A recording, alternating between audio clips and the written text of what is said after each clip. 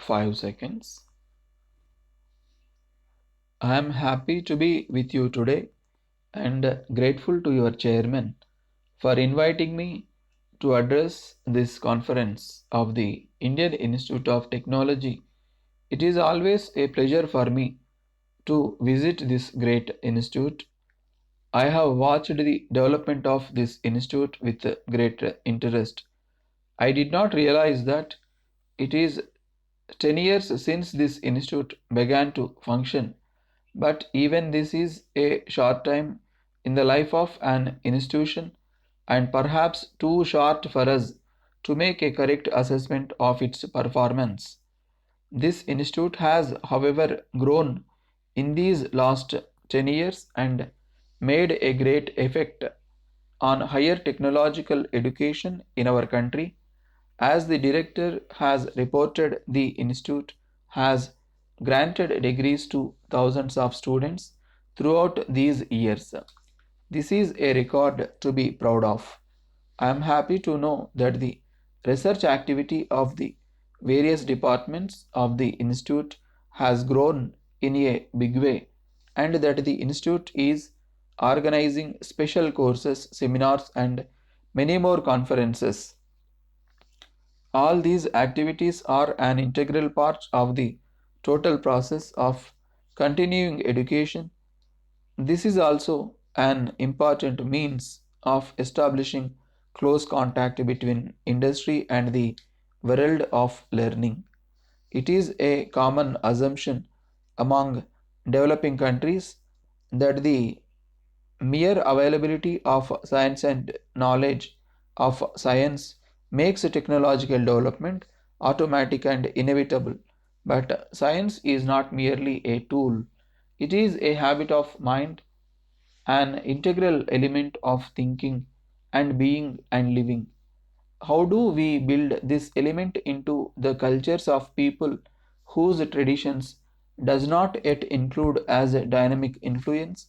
By training men and women and children to act in accordance with scientific intelligence and knowledge, to cultivate the habit of applying scientific knowledge in the ordinary business of day to day living. In this regard, I would like to make it clear that the mere availability of science and technology does not guarantee that economic development of a country will automatically occur. If science and technology are to contribute to productive processes, special talents must be developed. The people must be trained to apply the knowledge and techniques effectively on a broad front. It should be clear to all of us that the only indispensable investment of Earth's resources is in man.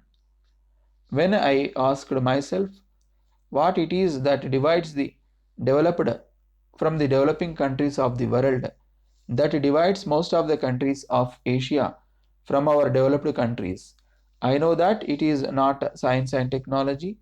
As I see it, the difference between the developed and the developing countries is that the first have a disciplined work in life and the other by and large are without it. I believe that without hard and disciplined work, no large scale development is really possible. Our national policy with regard to science and technology must advance with the ideas that I have explained so as to make them applicable to the lives of millions of people in a collective and dynamic way. Universities, research laboratories, technical institutes are all collective enterprises without which a traditional society cannot move forward into modern. The fundamental problem is not, therefore, why we shall educate, but it is how we shall educate. But I agree that advance of science and technology is a continuing one. I hope that those of you who are assembled here would make every effort in your own enterprise to devote a significant part of your resources for the development of the kind of technology that will suit best to the conditions in our country. Dear sir, We thank you for your prompt reply.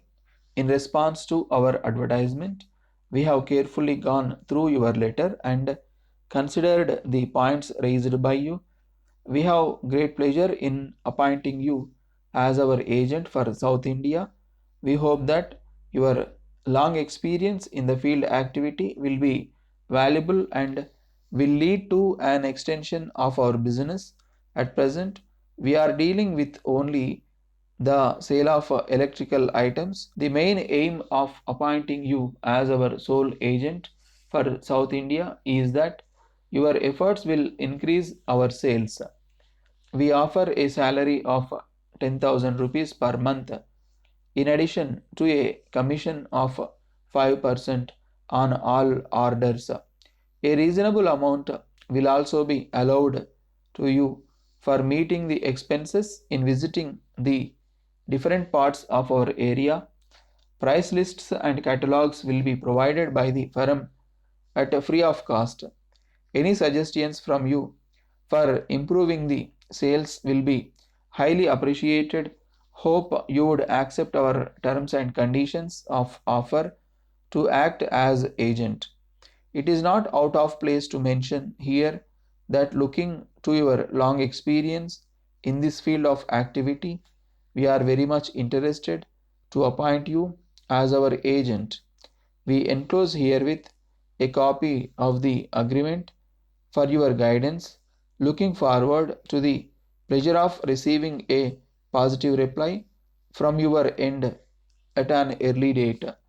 Yours faithfully.